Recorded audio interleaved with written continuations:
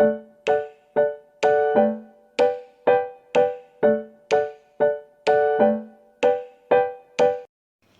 adik-adik, apa kabarnya? Cici harap adik-adik tetap sehat dan selalu semangat ya untuk mendengarkan cerita sekolah minggu. Nah, hari ini kita akan belajar tentang kasih. Adik-adik coba ulangi. Kasih.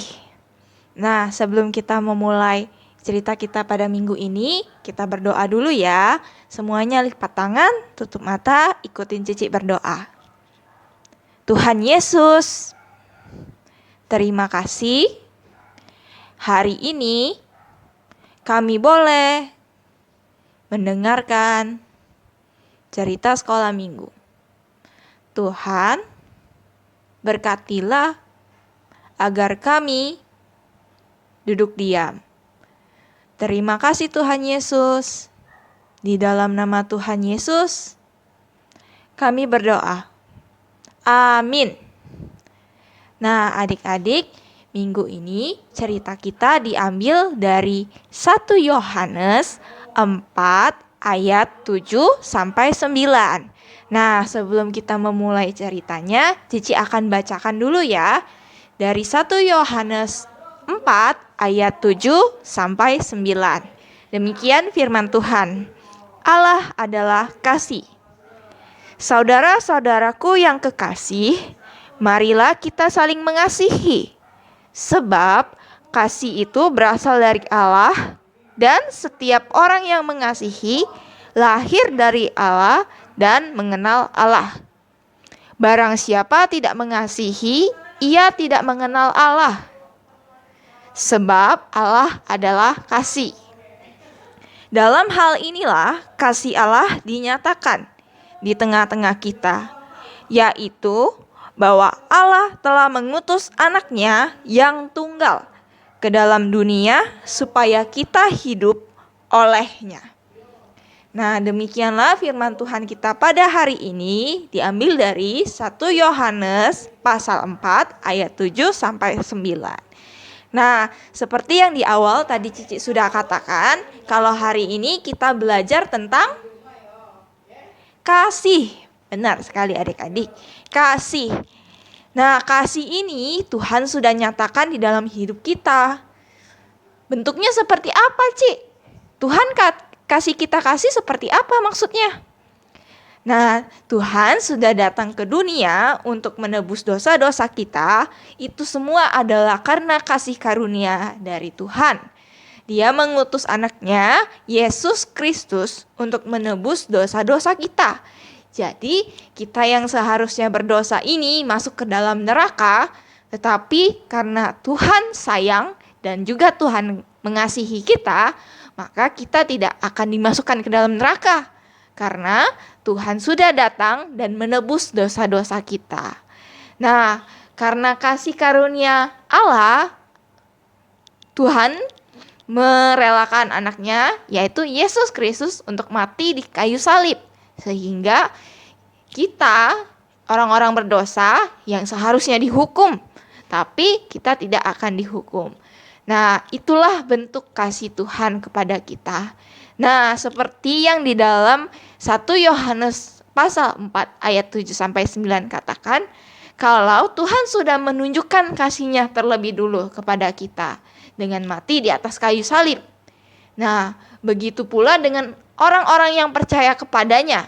Karena orang yang mengenal Yesus pasti mengenal kasih. Tetapi orang yang tidak mengenal kasih itu pasti karena dia tidak mengenal Yesus. Nah, adik-adik kenal nggak sama Yesus? Adik-adik kenal? Pasti kenal ya, karena Cici tahu adik-adik tahu sama Yesus dan juga adik-adik mengasihi. Nah, mengasihinya dalam bentuk apa sih? Terus kepada siapa kita harus mengasihi? Tuhan Yesus mengatakan bahwa kita sebagai manusia harus juga mengasihi sesama manusia. Bukan hanya mengasihi Tuhan, tetapi kita juga harus mengasihi sesama. Nah, oleh karena itu adik-adik, selama adik-adik masih punya kesempatan, adik-adik harus mengasihi sesama ya. Sesama itu siapa saja sih, Ci? Sesama itu kepada semua orang yang adik-adik temui. Kepada papa, mama, kepada guru, kepada koko, cici, kepada kakak, kepada adik, kepada semua orang yang ada. Adik-adik harus saling mengasihi karena itu adalah perintah Tuhan, dan juga Tuhan sudah memberikan contohnya di dalam kehidupan kita. Tuhan sudah mati di atas kayu salib dan menebus dosa-dosa kita agar kita diselamatkan. Nah, kalau adik-adik mengenal Tuhan Yesus, adik-adik pasti mengenal kasih. Tapi tidak cukup sampai mengenal kasih ya, tapi adik-adik harus menerapkannya di dalam kehidupan adik-adik. Sebagai orang yang percaya kepada Tuhan, kita harus saling mengasihi sesama. Itu adalah tugas kita sebagai orang-orang yang percaya kepada Tuhan. Agar orang-orang tahu kalau kita adalah orang yang mengenal Allah, orang yang mengenal Kristus, maka kita harus menunjukkan kasih kita kepada dunia, kepada orang-orang yang kita temui. Jadi, sebagai orang yang mengenal Kristus, kita harus mengapain? Kita harus menunjukkan kasih kita kepada orang lain. Nah, adik-adik, hari ini kita belajar ya untuk saling mengasihi sebagai orang yang percaya kepada Tuhan. Jadi adik-adik gak boleh benci sama orang yang lain. Gak boleh karena mama gak kasih izin untuk main, adik-adik benci sama mama. Terus kalau misalnya papa gak kasih uang jajan, adik benci sama papa. Gak boleh kayak gitu ya. Jadi sebagai orang yang mengenal Tuhan, orang yang percaya kepada Tuhan, kita harus selalu menunjukkan kasih kita kepada orang lain. Firman Tuhan kita sampai di sini. Nah, adik-adik jangan lupa untuk ayat hafalan dan juga tugas-tugasnya ya. Jangan lupa untuk difoto juga. Nah, sebelum kita mengakhiri cerita kita pada minggu ini, kita berdoa dulu ya. Semuanya lipat tangan kembali, ikutin Cici berdoa. Tuhan Yesus, terima kasih. Hari ini kami boleh belajar tentang kasih. Tuhan, terima kasih sudah menunjukkan kepada kami apa itu kasih. Dan tolonglah kami agar kami dapat menunjukkan kasih-Mu di dalam kehidupan kami. Dan juga agar kami dapat menunjukkan kasih kami kepada orang lain. Terima kasih Tuhan atas kasih karunia-Mu.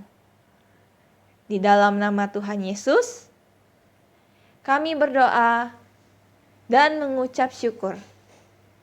Amin.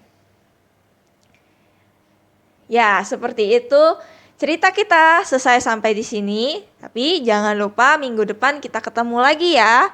Sampai jumpa dan tetap sehat. Shalom.